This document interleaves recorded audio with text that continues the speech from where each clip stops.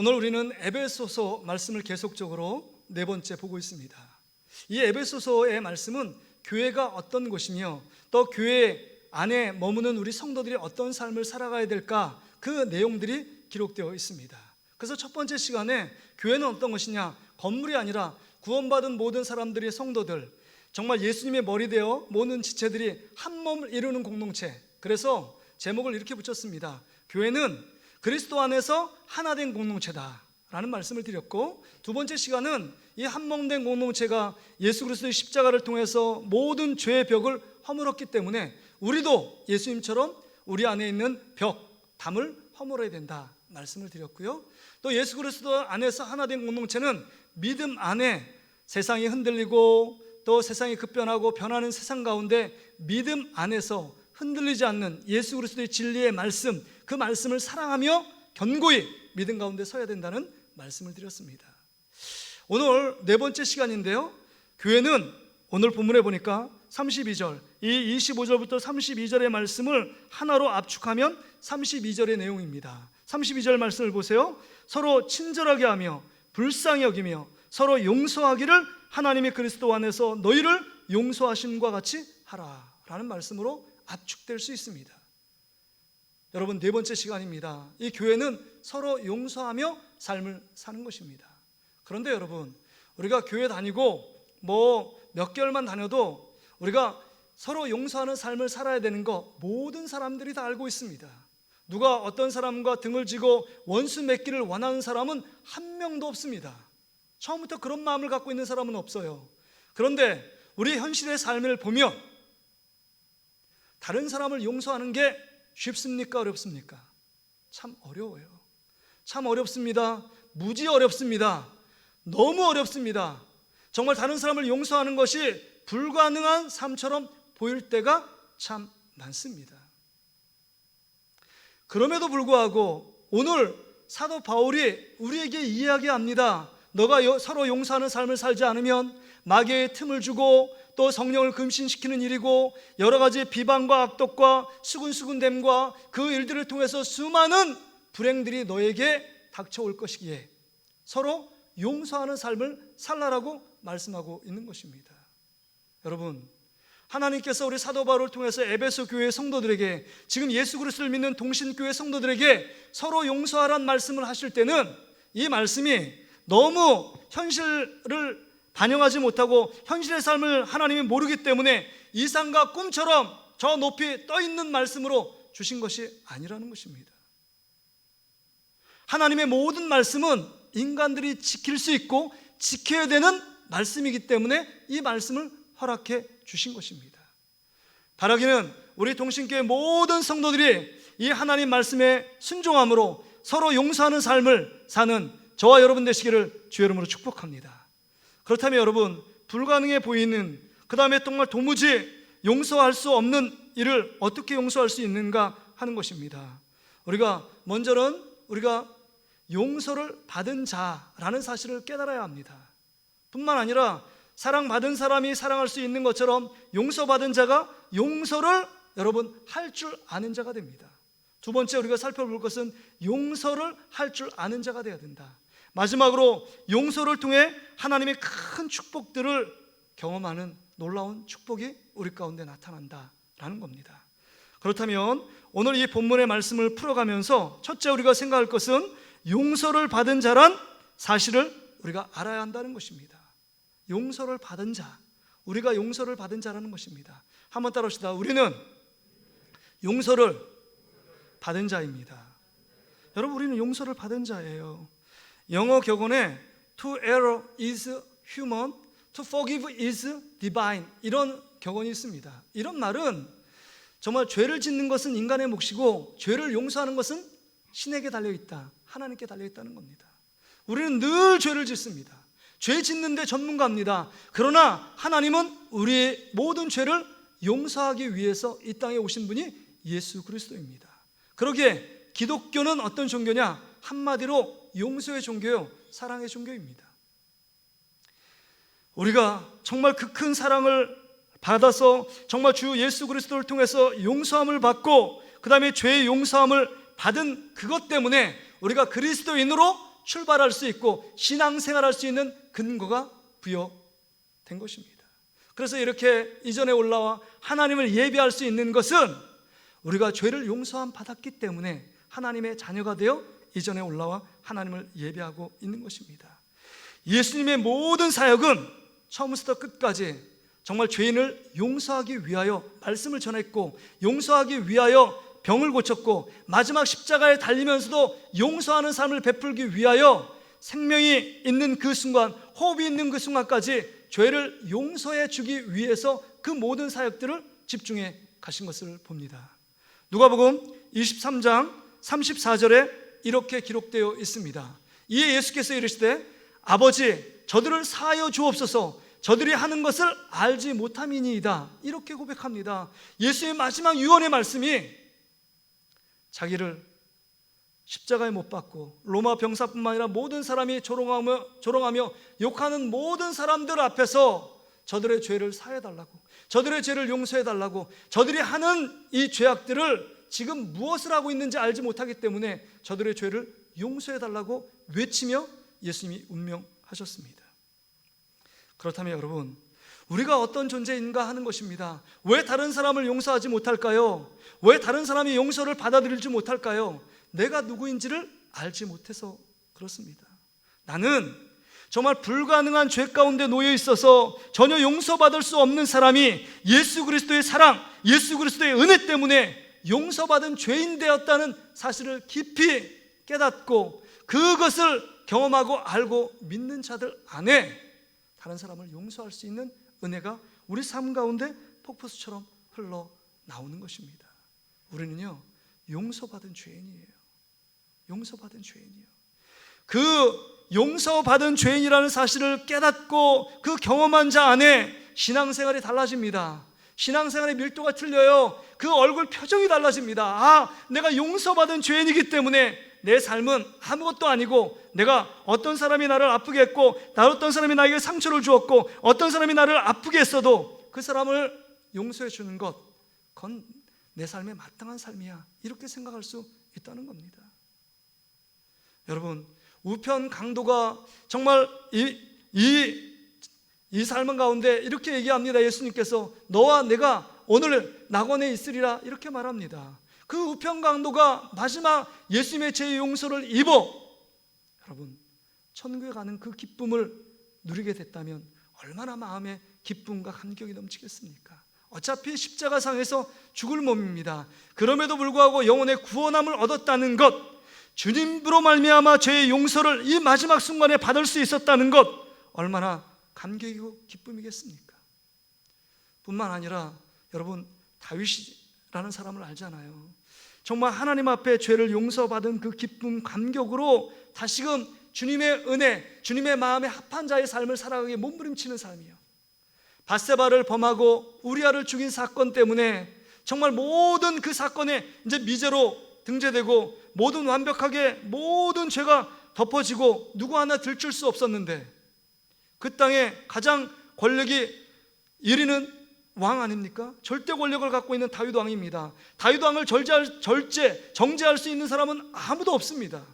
근데 하나님이 나단 선지자를 통해서 당신이 죄인입니다 라고 죄를 지적할 때 그 앞에 침상에 꼬꾸라져 죄를 회개하며 침상이 썩을 정도로 눈물 콧물을 흘리며 회개했던 다윗의 모습입니다. 그 죄를 지을 때 사무엘하 12장 13절에 나단 선지자의 고백이 이것입니다. 우리 같이 한번 읽어볼까요? 같이 읽습니다. 시작. 다윗이 나단에게 이르되 내가 여호와께 죄를 범하였노라 하매 나단이 다윗에게 말하되 여호와께서 당신의 죄를 사하셨나이니 당신이 죽지 아니하려니와. 지금 그 죄를 회개할 때 주님이 용서해 주셨다는 겁니다. 하나님이 용서해 주셨다는 사실을 기억하고 있습니다. 다윗은 그러기에 이 땅 가운데 삶을 살아갈 때 가장 축복받고 가장 행복한 그 복을 누리는 자가 어떤 자냐? 이 땅 가운데 돈을 많은 가진 자가 행복하고 부유한 자, 그 다음에 세상의 권력과 명예를 가진 자가 진짜 행복한 사람이 아니라 시편 32편 1절에 보니까 죄를 가리워주고 죄가 덮어진 자에게 하나님께서 큰 복을 주셨다라고 고백합니다. 죄가 가리워지고 허물의 가리움을 받은 자, 죄가 가리움 덮어진 자에게 하나님이 큰 복을 내렸다라고 말씀합니다. 자기가 그런 삶을 살았기 때문에요. 우리가 하나님 앞에 의인으로 나갈 수 있는 근거가 무엇입니까? 우리가 죄가 없는 자입니까? 그렇지 않습니다. 죄가 있음에도 불구하고 그리스도의 십자가 보혈의 피로 우리의 죄를 덮어주셨기 때문에 우리가 하나님께 기도할 수 있고 하나님께 예배자로 당당하게 나갈 수 있는 것입니다. 하나님이 우리의 죄를 용서해 주셨기 때문입니다. 여러분, 구약의 모습을 보세요. 하나님께 나갈 수 있는 사람은 1년에 단 한 사람밖에 없었어요. 대제사장입니다. 성소를 지나서 지성소에 들어갑니다. 지성소에 들어가기 전에 그 모든 죄를 단장하고 깨끗이 하고 1년에 한 번 이스라엘 모든 죄를 담아서 주님 앞에 나아갑니다. 그럼에도 불구하고 하나님 앞에 그렇게 대면하는 자가 조금이라도 죄가 발견될 때는 지성소 안에서 시간이 지나도 나오지 않습니다. 그럼 어떻게 되는지 아세요? 그 발을 끈을 묶여 있습니다. 그래서 시간이 지나도 밖에서 기다리며 찬양하며 기도하며 기다리는데 안 나오면 끌어내는 겁니다. 싸늘한 시체로 죽어서 나옵니다. 대제사장이 죽어서 나오는 것입니다. 죄의 문제를 해결하지 못했기 때문입니다. 그럼에도 불구하고 우린 예수 그리스도의 십자가를 통해서 죄의 용서함을 받고 우리가 죄가 있음에도 불구하고 뻔뻔하게 죄 전에 나와 하나님께 예배하며 기도하며 주님을 찾을 수 있는 것, 이게 죄의 용서함 받은 죄인의 모습이라는 사실입니다. 그러게 여러분, 우리는 늘 기억해야 합니다. 용서함 받을 수 없는 죄인이 그리스도의 십자가 사랑과 은혜로 말미암아 용서받은 죄인이라는 사실을 안다면 우리는 앞으로 어떤 삶을 살아야 되겠습니까? 용서받은 그 사랑을 흩어져 있는 사람들에게 용서해 주는 그런 삶을 살아가야 한다는 것입니다. 그래서 우리가 두 번째 살펴볼 것은 여러분, 용서를 할 줄 아는 자가 돼야 한다는 겁니다. 용서를 할 줄 아는 자. 아까도 얘기한 것처럼 사랑을 받아본 자만이 사랑할 수 있습니다. 그런 것처럼 하나님의 그 깊은 사랑, 용서의 은혜를 경험한 자만이 진정 다른 사람을 용서할 줄 아는 삶을 살아갈 수 있는 겁니다. 여러분, 예수님의 제자 중에서 요한과 야고보 너무 다혈질적이에요. 너무 다혈질적이고 쉽게 말하면 분노 조절 장애가 있는 것 같아요. 사마리아 땅에 들어가니까 사마리아 사람들이 예수 그리스도를 여러분 받아들이지 않고 여러분 영접하지 않았습니다. 그러니까 요한과 야고보 별명이 우레너게입니다. 번개 같아요. 그러면서 예수님께 요청합니다. 예수님의 능력을 갖고 이 사마리아 땅에 불로 심판해서 다 진멸시키라고. 그럴 정도로 다혈질적인 사람이었습니다. 분노가 늘 넘치던 사람입니다. 그런데 성령을 경험하고 나서 그의 삶이 정말 예수 그리스도 안에서 용서받은 삶을 경험하니까 이제 그가 쓴 여러분 요한복음이나 요한 1서, 2서, 3서의 말씀을 보면 늘 사랑에 대해서 얘기합니다. 용서에 대해서 얘기합니다. 너희가 서로 사랑하라. 이 모든 사랑은 하나님께 속한 것인즉 네가 먼저 사랑한 것이 아니라 하나님이 너에게 먼저 사랑해서 그 사랑을 너에게 부어주신 거다. 이렇게 말을 합니다. 이 사도 요한이 용서받은 그 은혜를 경험하고 이제는 용서할 줄 아는 용서의 사도가 되고 사랑의 사도로 변화된 모습을 볼 수 있습니다. 그렇습니다. 용서받은 은혜가 있으면 용서할 줄 아는 은혜를 경험할 수 있다는 겁니다. 스데반을 보세요. 초대교회 최초의 순교자가 사도들이 아니었습니다. 선지자들이 아니었습니다. 목사들이 아니었어요. 처음으로 순교자는 평신도 지도자인 스데반이었습니다.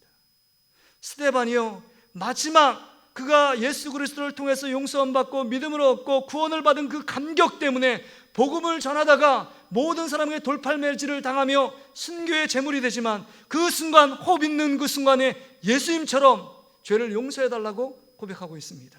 우리 사도행전 7장 60절 말씀 한번 봅시다. 우리 같이 한번 읽어볼까요? 시작. 무릎을 꿇고 크게 불러 이르되 주여 이 죄를 그들에게 돌리지 마옵소서. 이 말을 하고 자니라. 무릎을 꿇고 돌파매질을 당하는 가운데서도 그들에게 부득부득 이를 갈고 내가 복수할 거야. 우리 자녀들 이들 돌 던진 자들을 복수해라. 이렇게 말하지 않았습니다. 주여 저들의 죄를 용서해달라고. 그들이 하는 일을 알지 못한다라고 용서하며 마지막 순교의 제물이 되었습니다. 끝까지 용서하며 살아가야 합니다. 다윗은요, 여러분 용서를 받았잖아요. 밧세바를 범하고 우리아를 죽인 사건, 정말 용서받지 못할 그 죄를 하나님 앞에 용서함을 받은 그 은혜를 늘 간직하고 용서하며 살았습니다.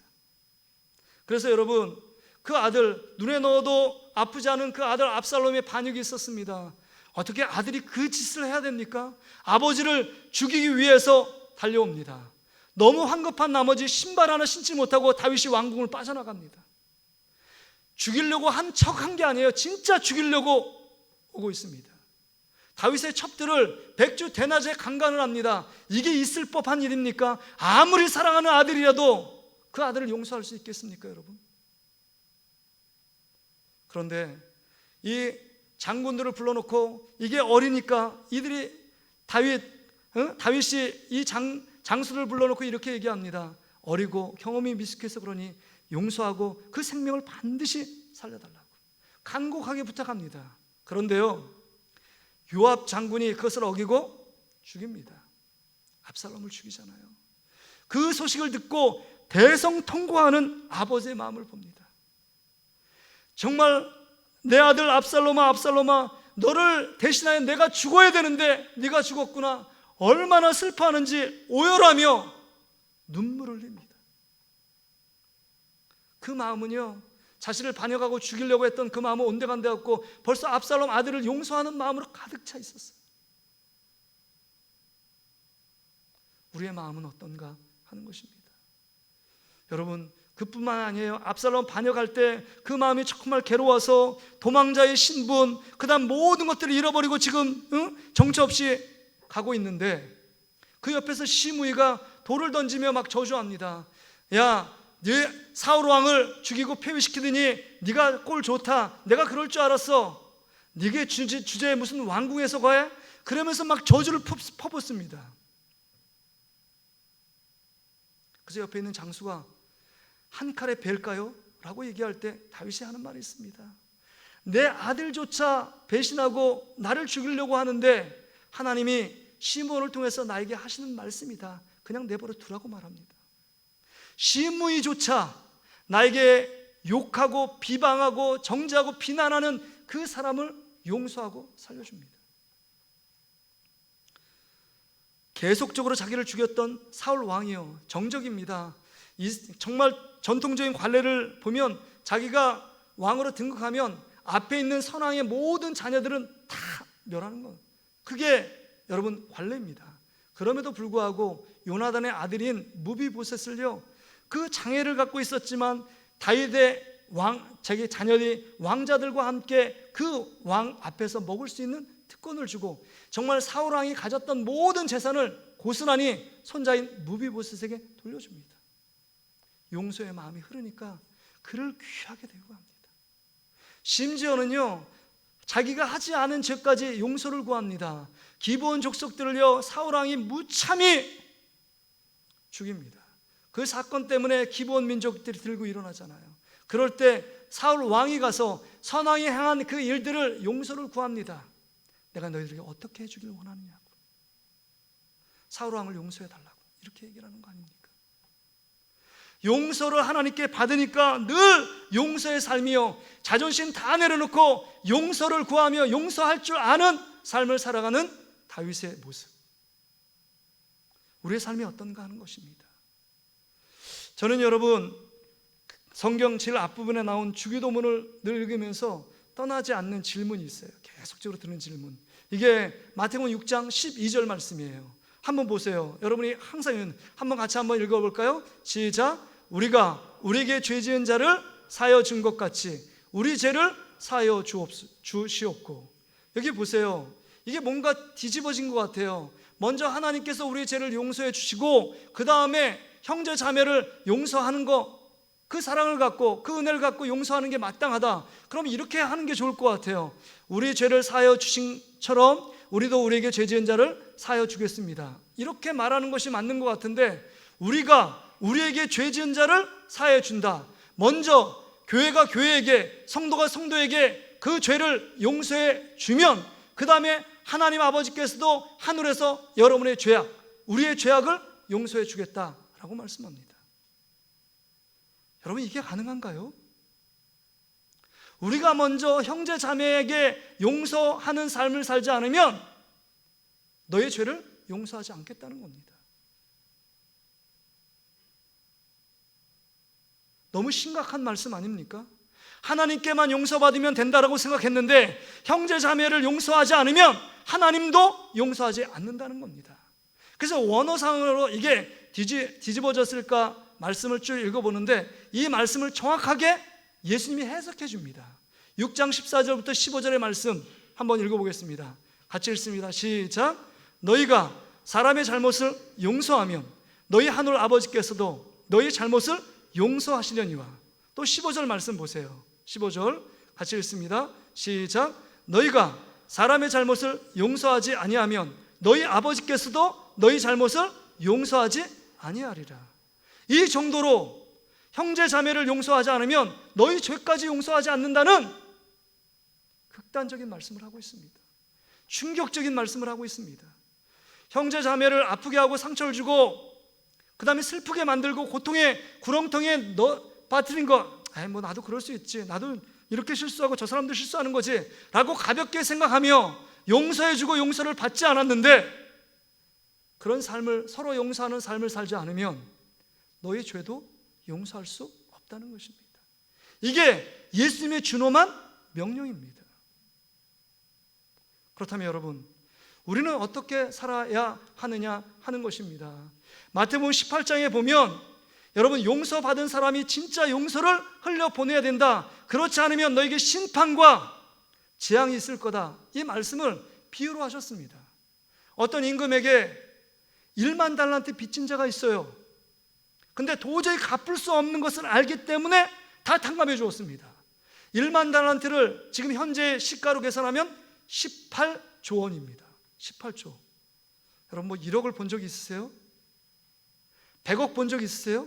100억도 본 적 없고 1000억도 본 적이 없는 사람이 여러분 뭐 1조도 아니고 18조 원을 갚는다는 거 쉽지 않잖아요. 그러니까 조금 기다려달라고 하소연하지만 기다려봤자 100년을 기다리고 1000년을 기다려봤자 이 18조 원 1만 달란트를 갚을 수 없다는 사실을 알고 임금이 그냥 깨끗이 탕감해 줍니다. 그런데 시장 오기를 나가보니까 자신한테 100데나리온 빚진 자가 있는 겁니다. 그 동관이 보이는 거예요. 멱살을 잡고 지금 당장 갚지 않으면 내가 감옥에 쳐넣겠다는 거예요.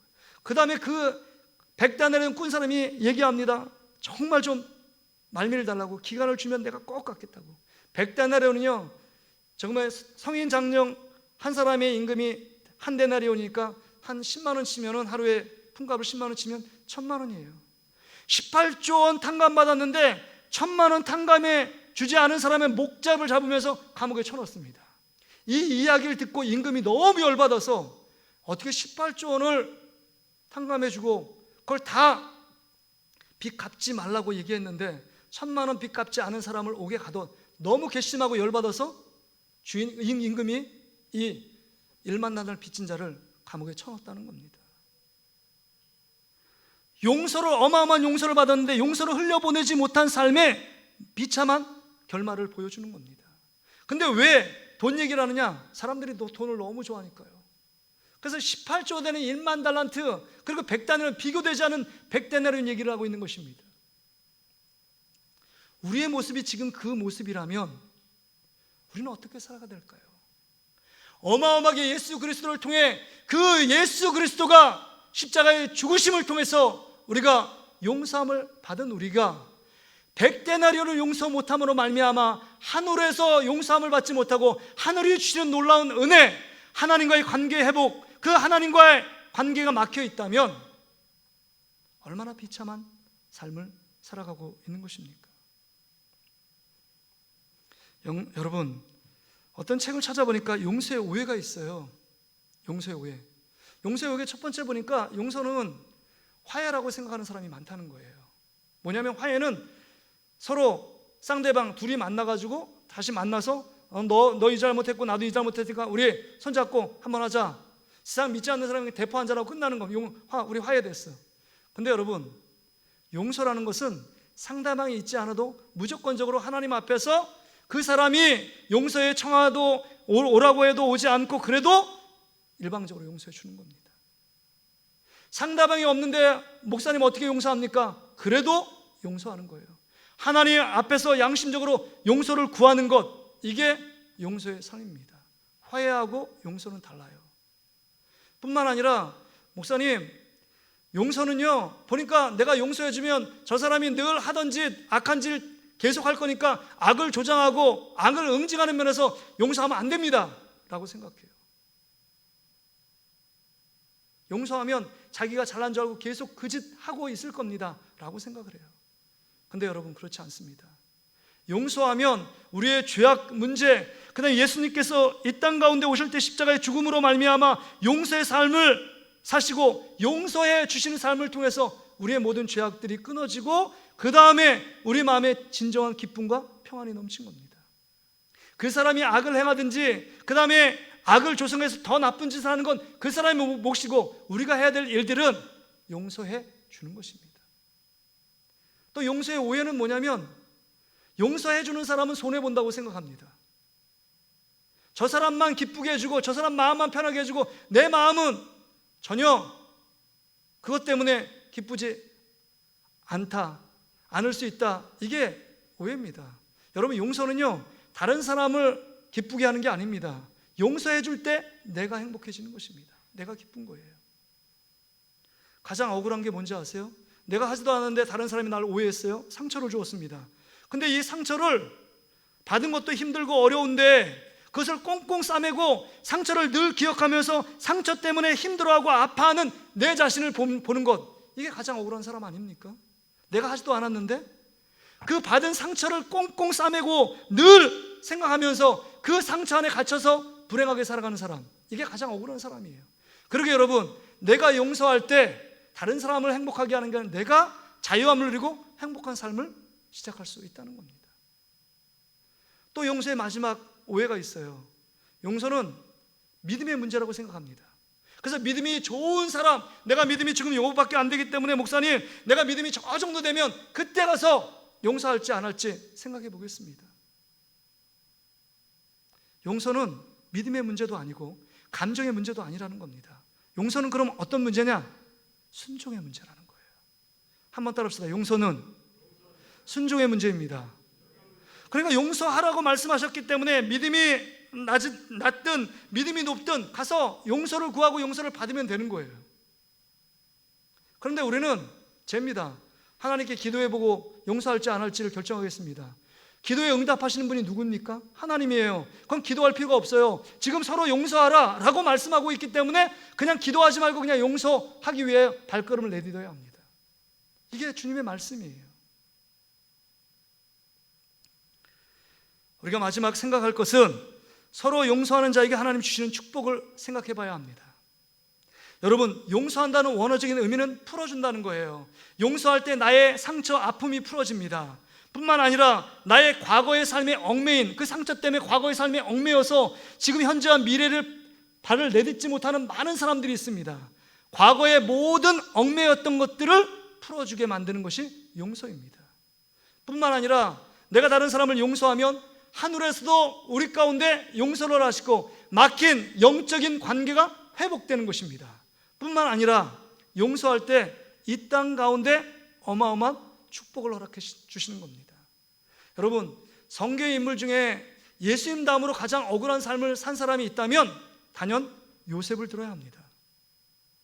10 형제가 모함해서 지금 자기를 죽이려고 했고, 그 다음에 또 하루아침에 채색 옷을 입었고 아버지 사랑받던 그가 노예로 전락합니다. 인생의 밑바닥을 가요. 노예뿐만 아니라 그 형제들 모함 때 또 그것 때문에 오해를 받아서 감옥에 들어갑니다.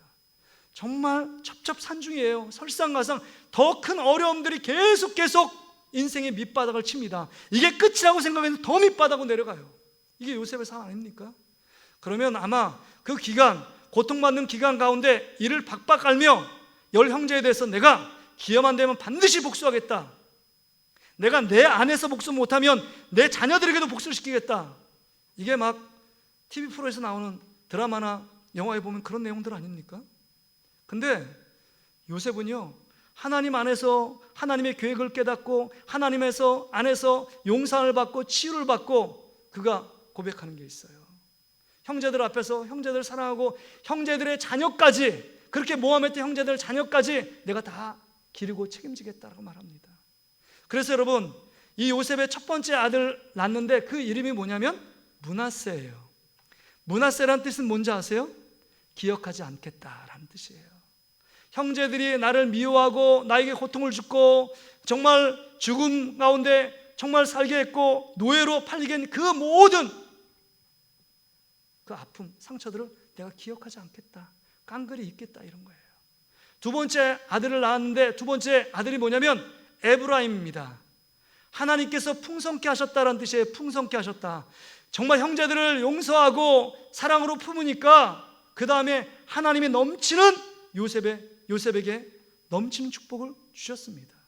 요셉만큼 하나님께 귀하게 쓰임받고 크게 쓰임받은 사람이 얼마나 될까요? 거의 없잖아요. 하나님의 엄청난 축복은 먼저 형제를 용서할 때 하나님이 이 땅에 막힌 축복의 문을 여는 통로가 용서하는 삶에서 시작되었다는 것입니다.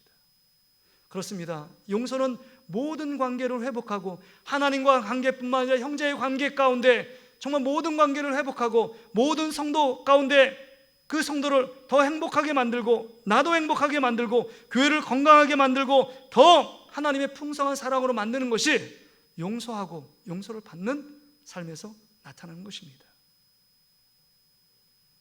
말씀을 정리합니다.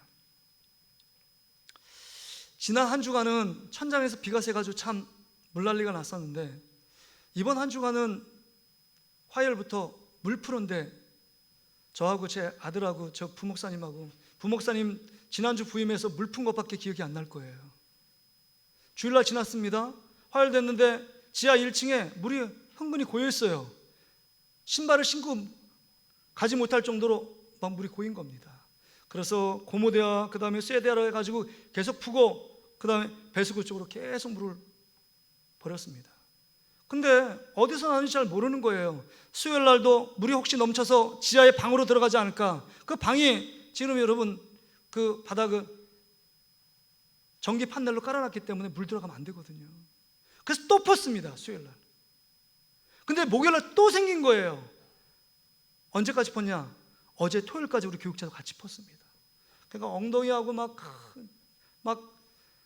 다리가 아주 그냥 안 쓰던 근육을 쓰니까 너무 힘든 거예요. 알고 보니까 누수의 원인이 1층 지하에 있는 그 소방관, 그 스크린 플러에서 물을 불나면은 스크린 플러에서 물이 나올 수 있도록 보조 펌프가 있는데 그 펌프에서 가스켓, 20년 되니까 가스켓, 요 쇠와 쇠결이 부딪히는 가스켓이 여러분 끊어져가지고 그 안에서 물이 졸졸 새고 있는 겁니다. 그것을 고치기 위해서 우리 오장로님, 장마성들이 와가지고 그거 하는데 보니까 그거를 처음 해가지고 했는데 쫄쫄 샜는데 이제는 물이 막 계속 위로 솟구치는 겁니다. 푸는 속도보다 물이 나오는 속도가 더 빨라요. 너무 힘든 거예요. 이거 지쳐가고 막 힘든 거예요. 그래도 오장로님 해가지고 파란 호스로 해가지고 이걸 해가지고 밑에 식당에 배수구로 간신했습니다. 그래도 완벽하지가 않아요. 그때 물이 밑에 새고 있으니까 그 다음날도 또 흥건한 겁니다. 그래서 부랴부랴 소방관 전문 업체를 불러서 이제 그 가스켓을 금요일날 고쳤어요. 고쳤는데도 그 전까지 나온 물이 토요일까지 또 잠겨 있는 거예요. 펐습니다. 이제 물이 안 새요. 여러분 누수가 참 힘들더라고요.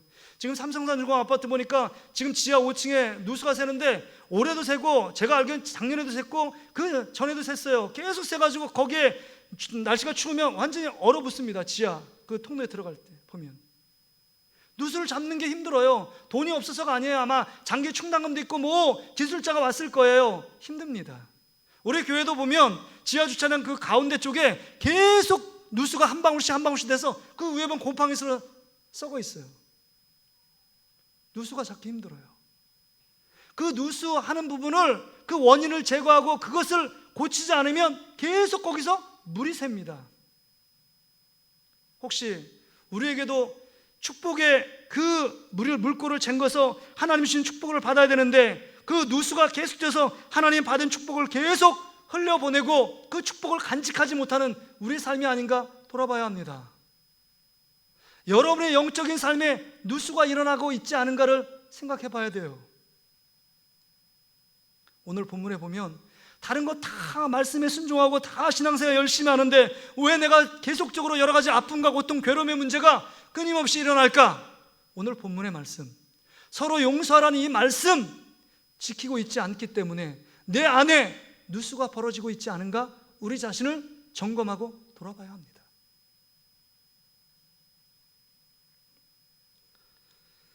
제가 지난번에 정인이 사건을 말씀드렸습니다. 모든 신문은 저를 통해서 아시는 분도 있고 요새 지금 매스컴과 신문을 통해서 계속적으로 정인이 사건이 기록되어 있잖아요. 막 도배를 합니다. 거기에 참배하고 양평에 있는 하이패밀리 그 교회 그 송기로 목사님 그쪽에 있는데 수많은 사람들이 오고 어떤 할머니가 또 편지 보내고 거기 안에 있는 돌 옷 이제 설날이니까 설빔 옷 해서 오고 막 기사들이 막 난무해요.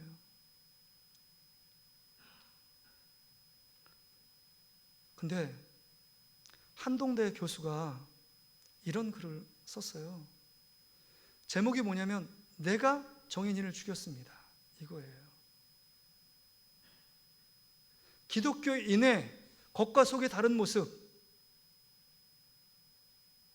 말씀을 알고 있지만 행동으로 옮기지 않는 위선적이고 가증한 모습이 우리 안에 있기 때문에 우리 현대를 살아가는 그리스도인들이 작은 일에 돌보지 않고 작은 일에 사랑을 베풀고 작은 일에 용서하지 않았기 때문에 우리가 정인을 죽인 장본인이라고. 그 글귀 중에서 이 한동대 교수가 쓴 글을 제가 한번 인용해 보겠습니다. 한번 잘 들어보세요. 너무 아프고 도전이 되더라고요. 정인이를 죽이는데 앞장선 자들은 저 유대 종교 지도자들과 같은 기독교인들이었다. 목사의 아들과 목사의 딸, 그들을 가르치고 양육한 기독교 학교와 교회,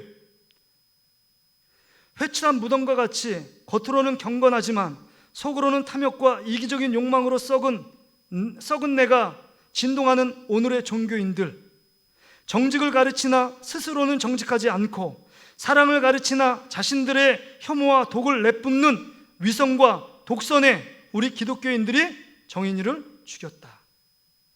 결국 정인이를 죽인 자는 나였다. 내가 기독교인이 아닌가? 내가 그들의 선생이 아닌가? 내가 그 목사 중에 하나가 아닌가? 정인이 죽음 앞에서 무릎 꿇고 나는 용서를 구한다. 이 말의 내용이 뭐일까요? 그리스도인이라고 말하지만 말씀대로 산다라고 외치지만 살지 않는 삶의 모습, 마음과 행동이 다른 모습, 말씀을 들을 때는 아멘하지만 그 말씀대로 살지 못하고 순종하지 못하는 모습, 늘 하나님께 내가 믿음이 있으면 성령 충만하면 그렇게 살겠습니다 라고 핑계대며 살지 못하는 삶을 아니하고 있는 우리의 모습, 그래서 늘 용서해야 될 사람을 두고도 그냥 돌아치고 그냥 외면하며 돌아가는 우리의 모습들이 아닌가, 우리 자신을 돌아볼 수 있어야 합니다. 여러분, 우리 속에 이런 가증하고 위선적인 모습들이 우리 안에 있습니다. 용서는 믿음의 문제가 아니라 순종의 문제입니다. 주님이 말씀하시면 그렇게 해야 합니다. 32절에 서로 친절하게 하며 불쌍히 여기며 서로 용서하기를 하나님이 그리스도 안에서 너희를 용서함 같이 하라 라는 명령으로 끝나고 있습니다. 이 말씀이 우리 말씀이 되어야 합니다. 저도 여러분에게 용서를 구하기를 원합니다. 제가 알게 모르게 여러분을 불편하고 힘들게 만들고 또 어려움을 줬다면 여러분 용서해 주시길 바랍니다. 뿐만 아니라 여러분 성도들끼리 용서하며 사시길 바랍니다. 한번 옆 사람한테 한번 이렇게 이야기해 볼까요? 자, 서로 용서하며 살겠습니다. 이게 진정 그리스도인의 삶의 모습이고 하나님께서 우리를 사랑하시기 때문에 이 용서하고 용서받지 못함을 통해서 불행하고 그 안에 분노가 나고 악독, 노함, 분냄, 떠드는 것, 비방, 모든 악의가 그 안에서 콸콸 넘친다는 겁니다. 용서할 때 그 모든 것이 누수가 나서 그 안에 물이 막 펑펑 흘러오는 것 주님이 용서하면 그걸 막아주시겠다고 말하는 겁니다. 하늘의 축복을 우리에게 주시고 땅의 축복도 우리에게 허락하시는 것이 용서하는 삶에 받는 축복입니다. 우리 동신교회가 정말 이 시대 가운데 서로 용서함을 통해서 하나님께서 원하시는 건강한 교회, 건강한 공동체, 행복한 공동체로 거듭나는 저와 여러분 되시기를 주의 이름으로 축복합니다.